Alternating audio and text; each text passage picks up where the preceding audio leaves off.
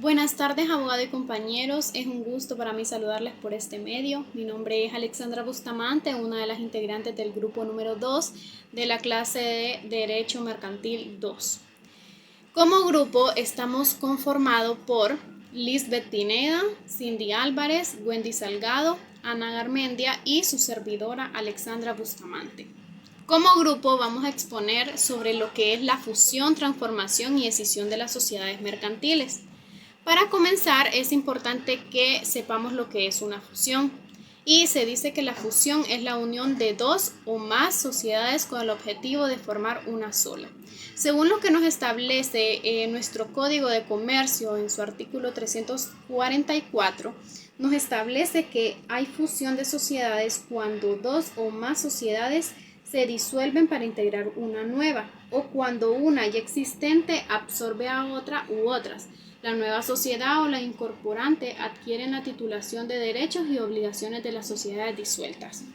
Entonces, en pocas palabras, esa es la unión de varias sociedades para hacer, por ejemplo, más fuerte a una que es la que se va a conservar y que va a subsistir la fusión, o bien para crear una nueva y que desaparezcan las demás. La sociedad que se quiere fusionar se le va a conocer como fusionada, y mientras la sociedad que va a persistir se le va a llamar fusionante. Es importante mencionar también que no es necesario para una fusión que ambas sociedades sean de la misma especie, es decir, esto pues que puede fusionarse una sociedad de responsabilidad limitada a una sociedad anónima. Según lo que nos establece el artículo 347 del Código de Comercio, dice que el acuerdo de fusión debe de inscribirse en el registro público del comercio del domicilio de cada una de las sociedades fusionadas. En cuanto a los tipos de fusión, tenemos fusión por absorción y la fusión propiamente dicha. En cuanto a la fusión por absorción, la sociedad absorbente viene a ocupar el lugar de las sociedades fusionadas. Entonces, con ello se produce lo que es un incremento del patrimonio, que normalmente esto se refleja en el capital. Y si bien es importante decir también que no depende exclusivamente de ello, más la absorción del patrimonio conlleva también la del pasivo.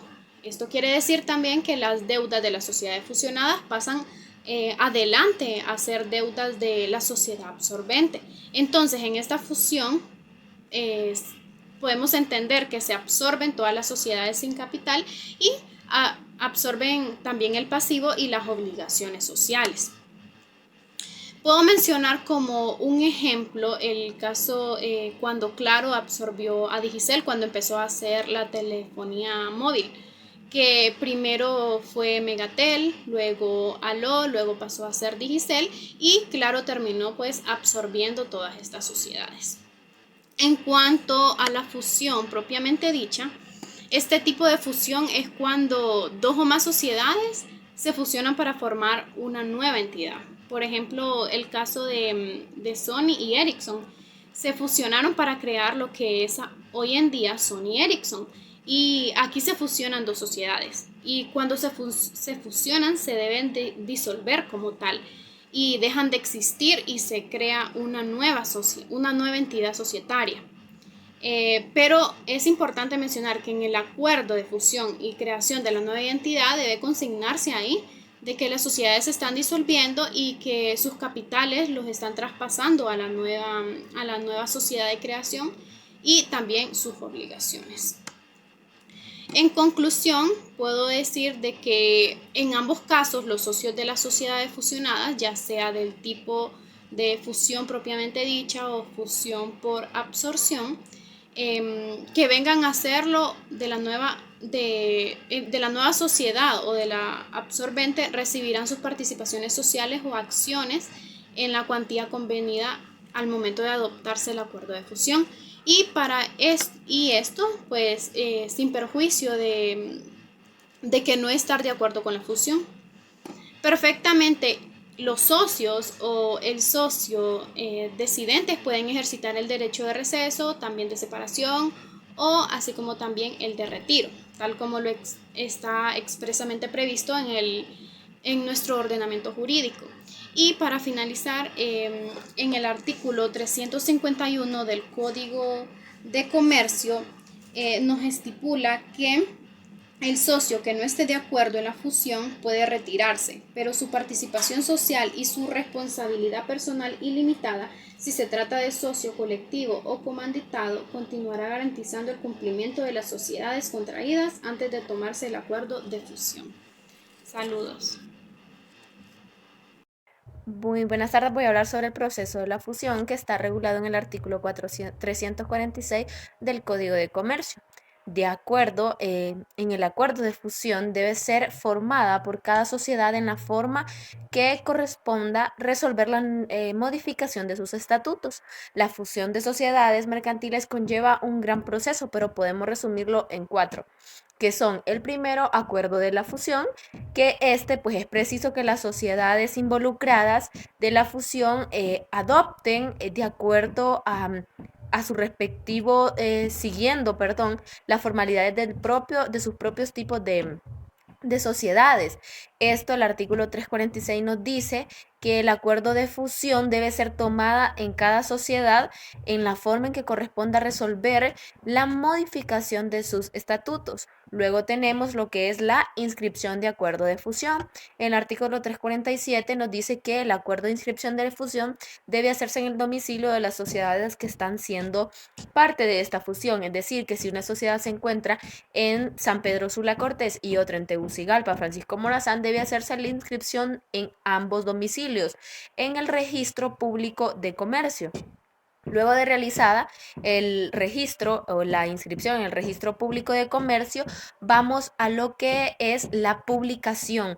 ¿Dónde se debe hacer la publicación? Bueno, la publicación debe hacerse en el diario La Gaceta y luego en un diario de circulación general en ambos domicilios o en el domicilio donde vaya a ser presentada la fusión.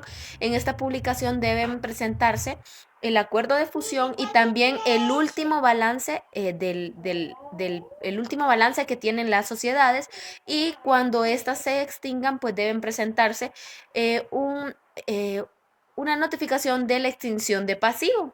Luego de la publicación pues tenemos lo que viene siendo los efectos de la fusión, y la fusión de sociedades es un fenómeno contemporáneo que indudablemente ha ido en crecimiento, va trascendiendo, porque se opera de la reorganización de empresas y la extinción de una de ellas o la disolución de algunas de ellas, y opera también se generan, perdón, efectos y problemas respecto a los acreedores de los patrimonios de esta fusión o de estas sociedades que van a entrar en la fusión.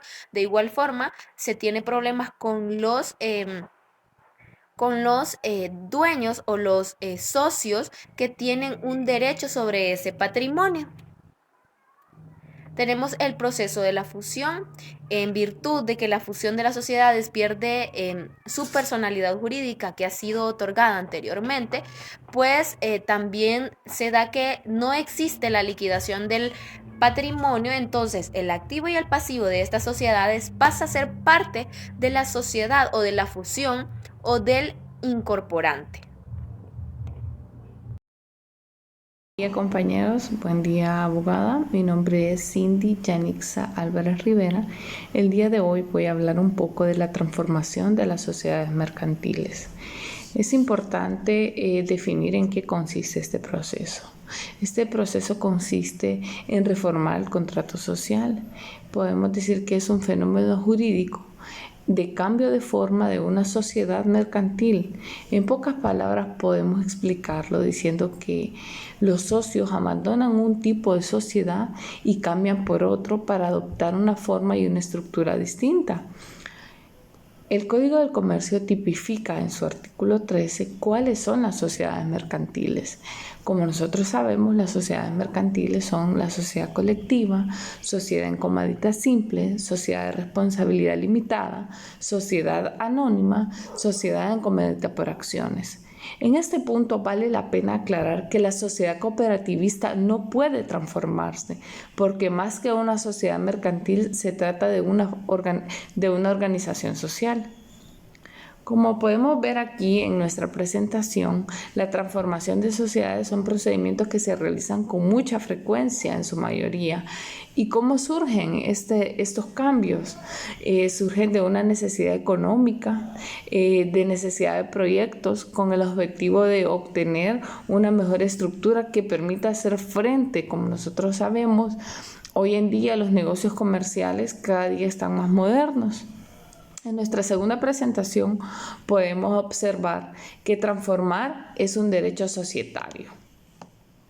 Este derecho surge para que una sociedad pueda obtener un cambio de su tipo social. ¿Qué quiere decir esto? De su regulación constitutiva sin alterar para nada su personalidad jurídica.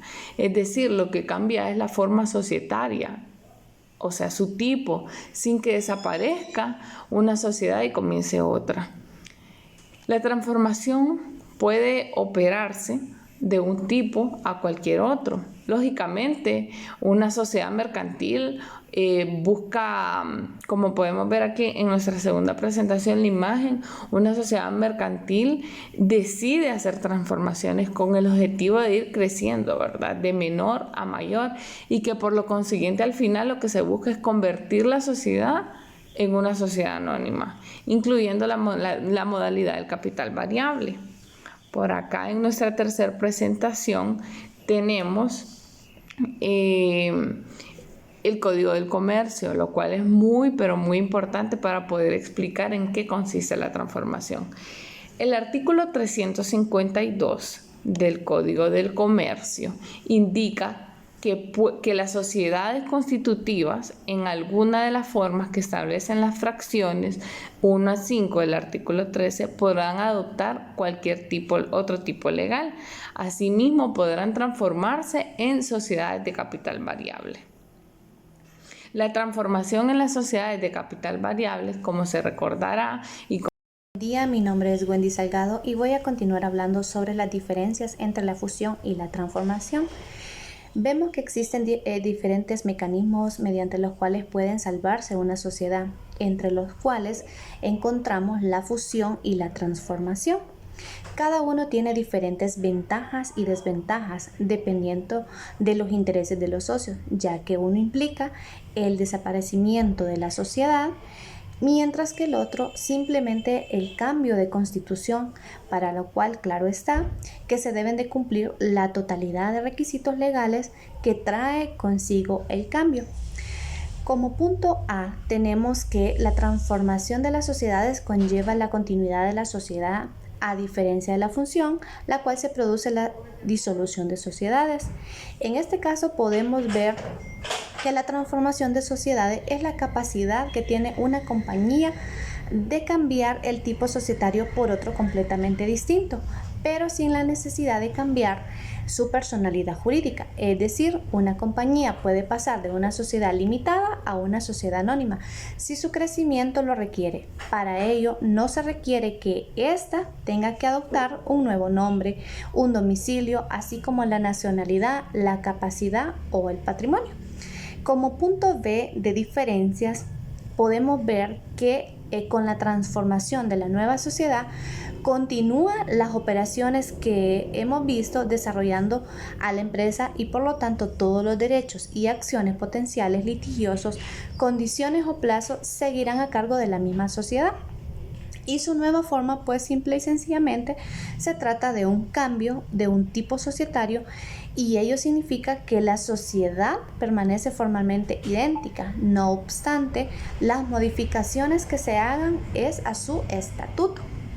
Como punto C, vemos que aunque le sean aplicables las disposiciones propias de la fusión, ello significa que la sociedad debe adoptar el acuerdo de la Asamblea General, que aplica en el caso de la fusión.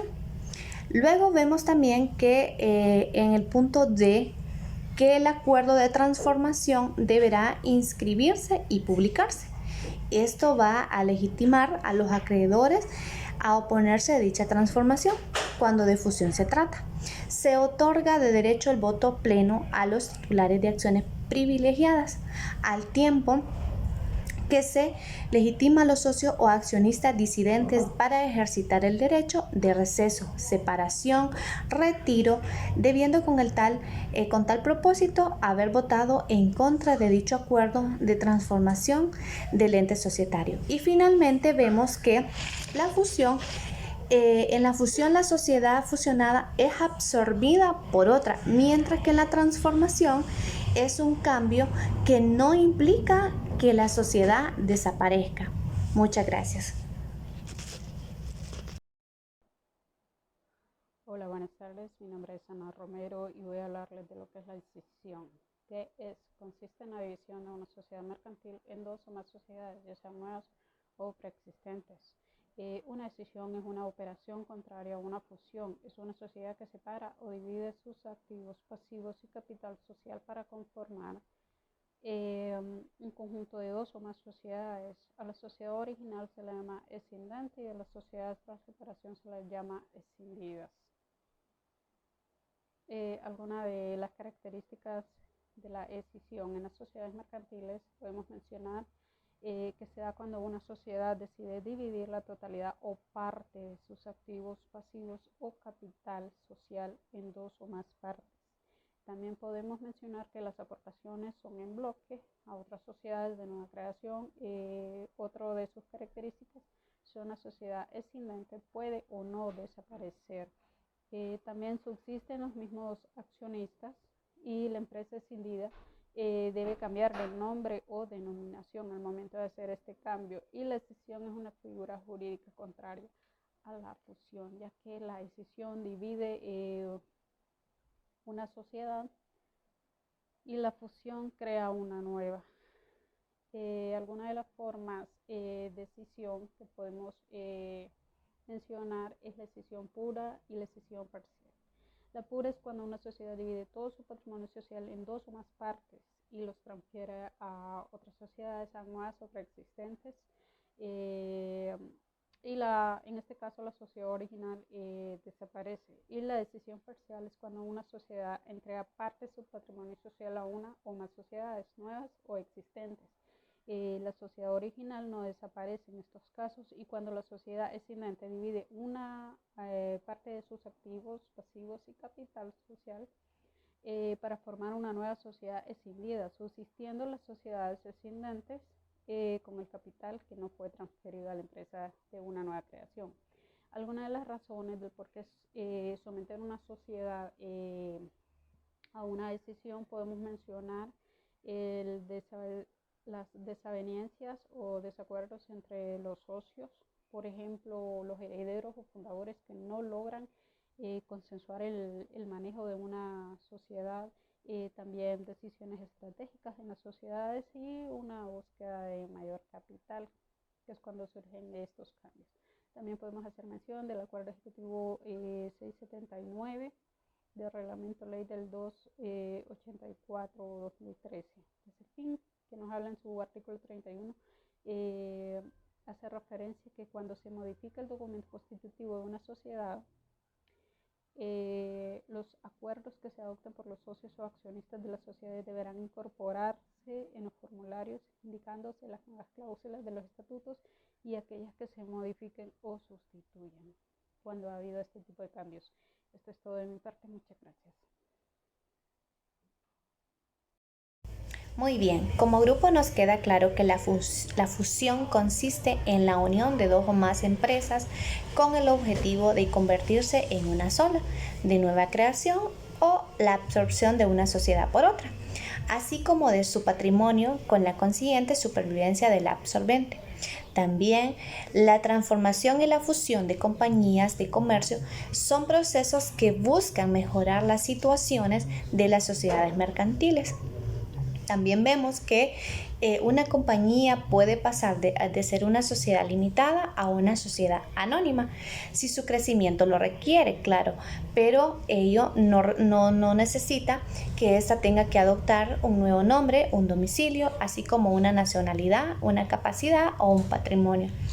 Y finalmente concluimos que la escisión de sociedades consiste en la división del patrimonio de una empresa en dos o más partes y que formarán parte de más sociedades. De esta forma, bien se ubicarán en una sociedad de nueva creación o bien en una sociedad ya existente. Muchas gracias.